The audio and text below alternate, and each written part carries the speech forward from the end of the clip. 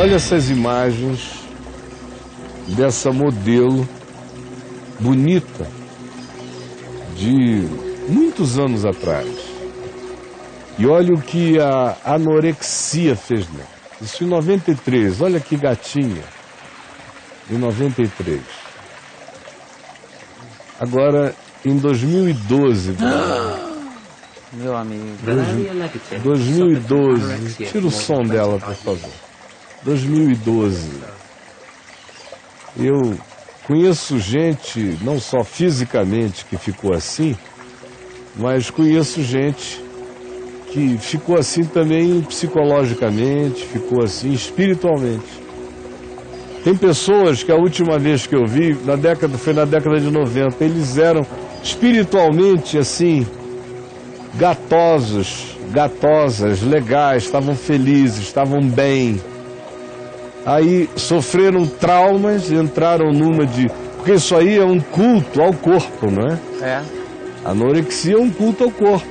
É um transtorno. Aí você entra numa fixação de culto ao corpo vinculado ao peso. O culto ao corpo vinculado ao peso produz a anorexia. De modo que comer passa a ser uma blasfêmia contra o corpo, a alma e a noção de estética ilusiva que se plantou como uma obsessão na mente do indivíduo, da pessoa. Isso é do ponto de vista da anorexia física. Do ponto de vista espiritual, roda de novo. Eu conheci pessoas que há anos atrás, algum tempo, eram pessoas saudáveis, mas levaram cacetes, entraram em estados traumáticos, grilados, preocupados com as exterioridades. É a coisa do legalismo. O legalismo produz uma anorexia espiritual. Você já notou? O legalismo produz anorexia espiritual. Pode rodar essa. O legalismo produz anorexia espiritual. Não comas isto, não bebas aquilo outro. Olha, isso mesmo. Não é? Não toques nisto, não vás àquele lugar. Faz uma anorexia, uma dieta de tudo na vida. O legalismo produz. Olha isso. Não namore, não beije. Não. Se você sair, não abrace. Se abraçar, não beije. Se beijar, não esfregue. O cara não pode ir. E quando você entra no culto externo, porque o legalismo é um culto à exterioridade, à estética do comportamento. A estética comportamental. É verdade. Então você entra no culto à estética comportamental do não pode, não vá, não toque, não beba. E aí de uma pessoa linda que você era antes disso tudo, você se transforma nesse ser espiritualmente assim, irreconhecível. Essa moça choca ao nosso olhar fisicamente. Mas se a gente pudesse ter um olhar espiritual para ver o que aconteceu com as pessoas que estão hoje aqui com a gente, de como antes de conhecerem o que elas chamavam de evangelho, elas eram melhores do que depois que elas passaram a fazer esse culto anoréxico, este culto às exterioridades, esse culto à estética comportamental, à estética moral legalista, e começaram a fazer dieta de vida, supressão de tudo, como Paulo diz escrevendo aos Colossenses, quando ele fala de anorexia comportamental, fala de ascetismo. Colossenses 2, não é? Não pegues isso, não toques aquilo, não faças aquilo outro. Todas essas coisas que no fim só destroem o ser da gente. À semelhança daquilo, tem uma quantidade enorme de pessoas aqui entre nós que antes eram pessoas bem mais legais, bem mais humanas. Depois que entraram nesse sistema, ficaram anoréxicos comportamentais, estão vivendo esse culto estético, culto moral, que só vai definhando a alma.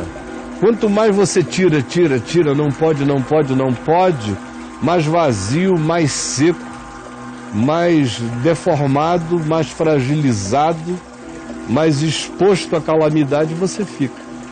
Então é isto. Essa pode ser a última vez, pode rodar inteiro, Sânia, mas eu quero que você me responda. Me responda se o regime legalista produziu anorexia espiritual em você. E hoje você vive sem poder nada. Me responda, o regime legalista produziu anorexia espiritual em você? Responda, por favor. O regime legalista, moralista, produziu anorexia espiritual, esse culto à exterioridade, com essa dieta ascética, abominada por Jesus, confrontada por Paulo, confrontada pelo Espírito Santo em Atos 10, na cara de Pedro, na casa de Simão Curtidor, quando mostrou aquele lençol dizendo: Pedro, mata e come de tudo, para com isso, senão você vai ficar anoréxico espiritualmente falando. O fim da lei é Cristo. Coma de tudo, beba de tudo, viva com alegria. Todas as coisas me são lícitas, mas nem todas me convêm. Todas as coisas me são lícitas, mas nem todas edificam. Quem não entende isto, acaba com anorexia espiritual. Acaba.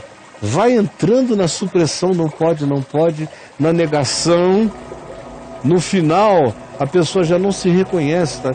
Cai num estado de inanição brutal, de fragilidade total, de fraqueza absoluta, porque mergulhou nessa anorexia espiritual. Responda aqui para mim. Hoje a gente tem muito tempo, é feriado. Hoje é 7 de setembro. Vamos aproveitar esse 7 de setembro e mandar ver. Ô Caio, só uma pergunta aqui, claro, a respeito amigo desse assunto. Você já com certeza se deparou com esse tipo de anoréxico espiritual? Tem tratamento, Caio? Tem. Tem carboidrato para isso? Tem, tanto para o físico, para anorexia física, claro, quanto para anorexia espiritual. Esse é o foco aqui. O que o cara tem é que simplesmente fazer o que o nosso querido amigo do Ceará, nosso cearense apóstolo do armarinho, isso, ali do armazém, o armazém da graça, ele é maravilhoso, nos falou, não é? Quando o cara entende que tudo está consumado, a anorexia acaba. Você não tem que ficar anoréxico, que Cristo levou toda a anorexia humana na cruz. Levou a anorexia humana na cruz. Está consumado. Aí então você sai, o convite eis que eu estou à porta e bato. Se alguém ouvir a minha voz e abrir a porta, eu entrarei na sua casa, cearei com ele e ele comigo. A gente vai comer juntos. Uma coisa interessante sobre a cenografia do Evangelho é que praticamente todo momento de intimidade de Jesus profunda com os amigos dele era em torno de uma mesa, você já notou? Era comendo e bebendo. Depois que ele ressuscitou de entre os mortos, Lucas faz questão de explicitar isso. Tendo aparecido a eles durante 40 dias, comendo e bebendo com eles depois que ressuscitou de entre os mortos. Não, só há um relato de um convite. Jesus não convidou os discípulos, por exemplo, nunca para um dia de jejum. Ele jejuou, mas não disse: amanhã todos aqui jejuarão. Não marcou uma data. Seria incoerente. Ele ensinou que o jejum devia ser uma coisa tão espontânea como a oferta, que a mão direita não saiba o que a esquerda fez. Ele mandou que a gente se disfarçasse para ninguém pensar que você estava com cara de jejum, de abatido. Sim. Passa uma maquiagem, cheire bem, não vá com aquele hálito de tumba. E já está combatendo a estética comportamental. Então o tempo todo contra o culto que vai desembocar na anorexia. Seja o culto estético, seja o culto moral, seja o culto legal, seja o culto das aparências, tudo isso produz anorexia espiritual. Quando você crê que está consumado, está pago, que tudo com ações de graças é santificado, aí você vive sem anorexia nenhuma na vida. Todas as coisas te são lícitas. Você só vai discernir o que convém, o que não convém, o que edifica, o que não edifica. Mas é só uma questão de conveniência, não tem nada a ver com qualquer malignidade essencial nas coisas. Pode ser que aquilo para mim hoje não me seja adequado, amanhã pode ser que seja, hoje não. Depende, né? Depende. Depende. Da fase da vida, da hora, da estação, do momento etário que você está experimentando. No Evangelho, nada é fixo. No Evangelho, tudo depende do tempo e do modo. Tudo tem a ver com sabedoria.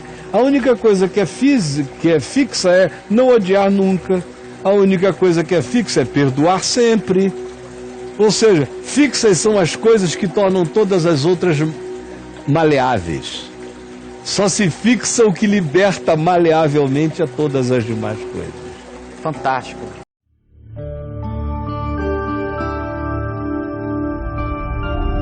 Vem IVTV, o canal é você.